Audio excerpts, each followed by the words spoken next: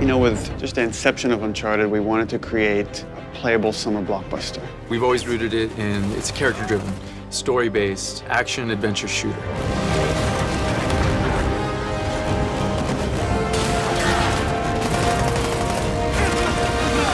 Underneath all of that, there's meaningful story moments, there's lovable characters.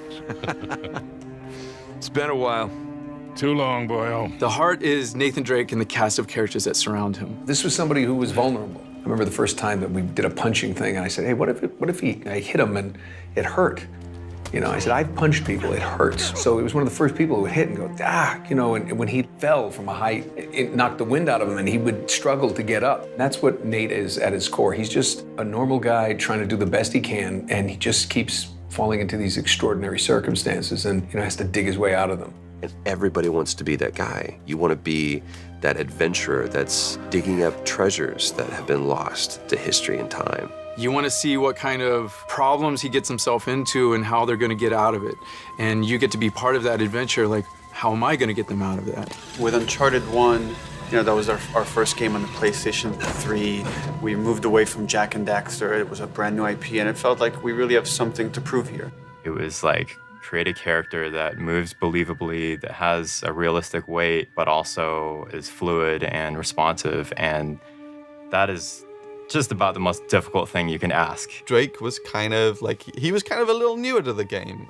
He was still figuring himself out, and so was the studio in lots of ways. We were still trying to figure out what Uncharted was. The cutting edge part of Uncharted was the process by which they decided to capture the content. And a lot of it was trial and error and trying to figure it out and trying to gain experience of doing that. All the games that I'd done before were all you go into a booth by yourself and you do the lines one by one. And I thought that's what it was going to be. And Gordon Hunt, who was the director, came over, and I'd known him for a while, and he said, this is what we're going to do. You're going to start out here, and you're going to go, and whoa, Gordon, what are you talking about, moving around here? This is a game, right? And he said, yeah, it's motion capture. And I went, motion what?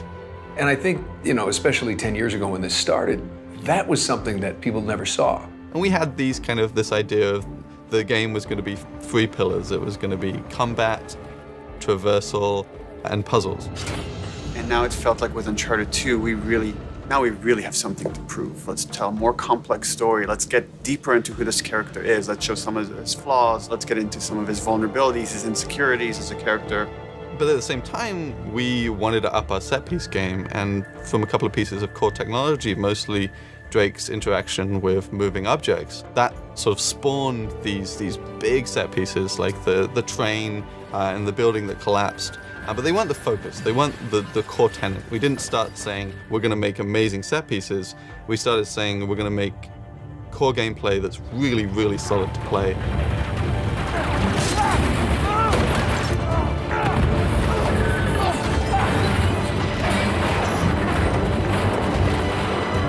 By the time we got to 3, it was like, okay, how do we take all of that and go bigger?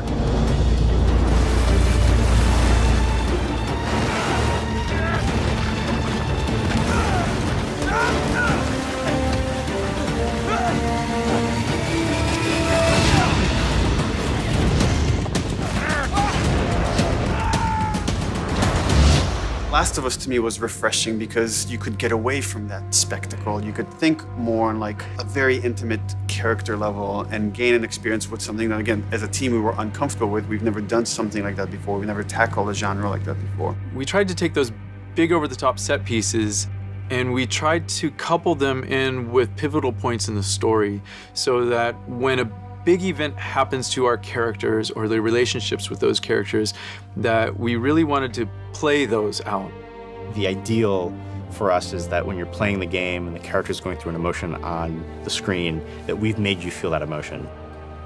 One thing that we really learned from The Last of Us and kind of experimented with and got really good results from is just allowing the player to just poke around in an intriguing environment.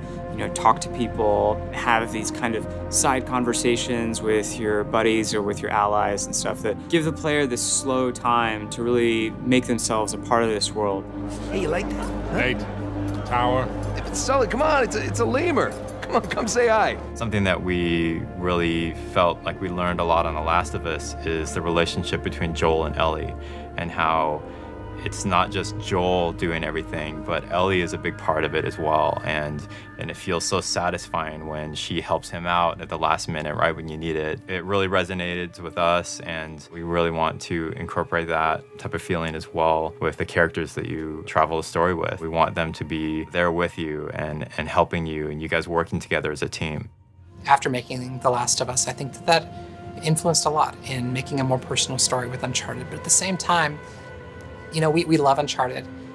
This is still the Uncharted that you've always loved. It's just there's more layers to it now.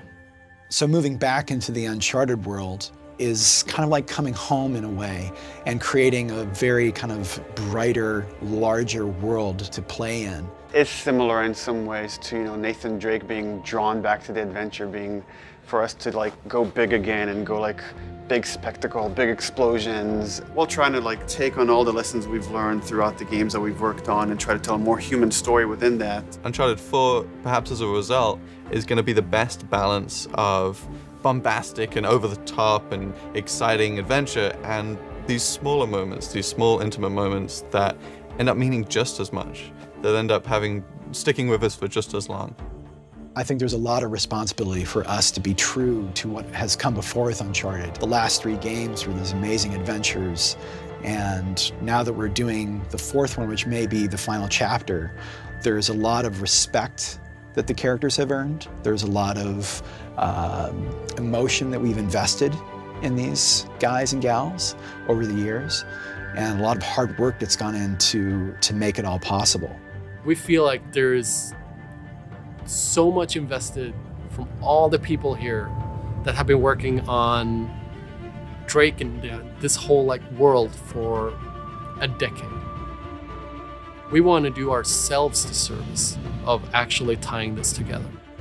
And I think there is some responsibility there to take it seriously, to tell the story of these characters honestly, because there are so many people that take such joy in it, that our responsibility is to then make sure that they're getting the best possible game we can make.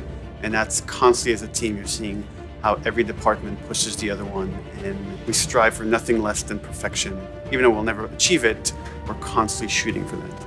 And that's the thing that drives us, is we want to make something that we can look at and be proud of and say like, man, this is like how cool we made this. Every pixel on the screen, like somebody here, there was energy that went into every single pixel on that screen. That's awesome.